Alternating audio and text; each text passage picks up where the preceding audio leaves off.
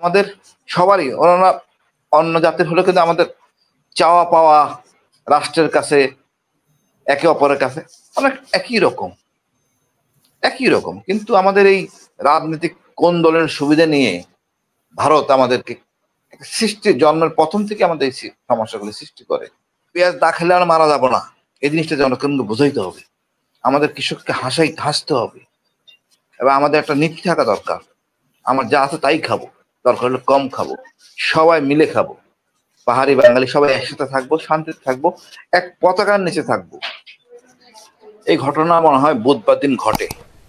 তারপর সারাটা রাত আমরা সময় পেয়েছি আর কি। বিশেষ করে গোয়েন্দা সংস্থা, আমি সম্পূর্ণ দায়ভার গোয়েন্দার উপর পাঠাবো। গোয়েন্দারা কি করলো? ওখানে এনএসআই আছে, ডিজিএফআই আছে, আর্মির গোয়েন্দা আছে, তাদের কি দায়িত্ব ছিল না এগুলো হ্যান্ডেলিং করা? প্রত্যেকটা রাজনীতিবিদের নেতৃত্ব ছিল ওখানে। আমি বলবো তাদের ব্যর্থতার জন্য আজকে জাতি প্রশ্নবিদ্ধ। তারা দায়সারা কাজ করার জন্য আজকে এই অবস্থা সৃষ্টি হয়েছে, হওয়ার কথা না।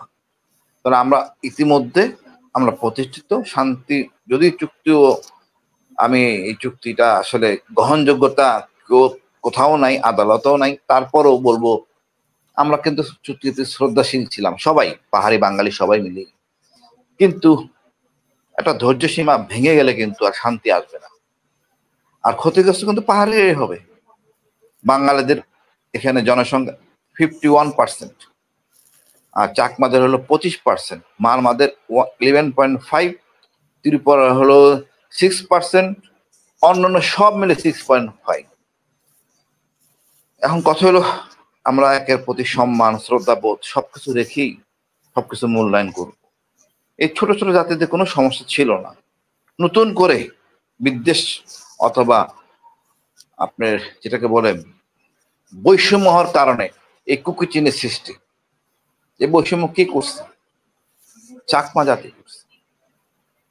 শিক্ষিত হার দেখেন, চাকমারা 75%, বাঙালি 25%, অন্যান্য যারা 45%। তার কারণ হলো দুর্গম এলাকা।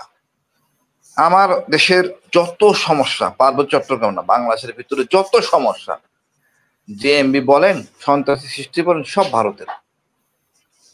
আমি জানি না তারা এতে কি গেইন করবে।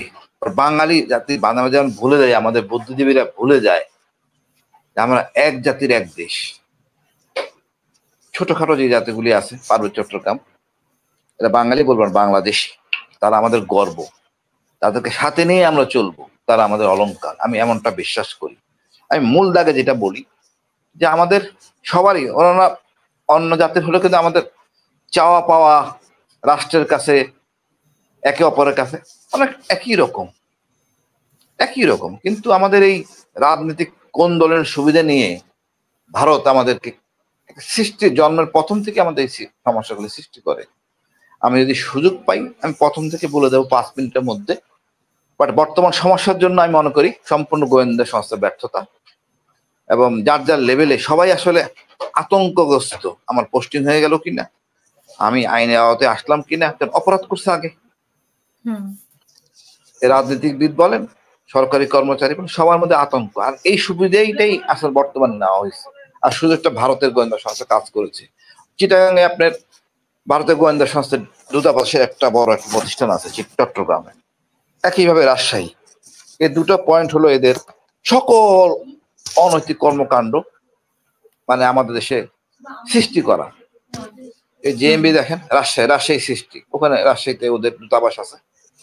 আসলে আমরা যদি সচেতন না হই, আমরা যে আমাদের শক্তি, আমরা কাজ করে বিদেশ থেকে টাকা আনি, আমাদের তো পরোয়া করার কিছু নাই। ভারত থেকে আমরা যদি একদম আমদানি নাও করি, পেঁয়াজ না খেলে আর মারা যাবো না, এই জিনিসটা জনগণকে বুঝাইতে হবে। আমাদের কৃষককে হাসতে হবে এবং আমাদের একটা নীতি থাকা দরকার। আমার যা আছে তাই খাবো, দরকার হলে কম খাবো, সবাই মিলে খাবো, পাহাড়ি বাঙালি সবাই একসাথে থাকবো, শান্তিতে থাকবো, এক পতাকার নিচে থাকবো।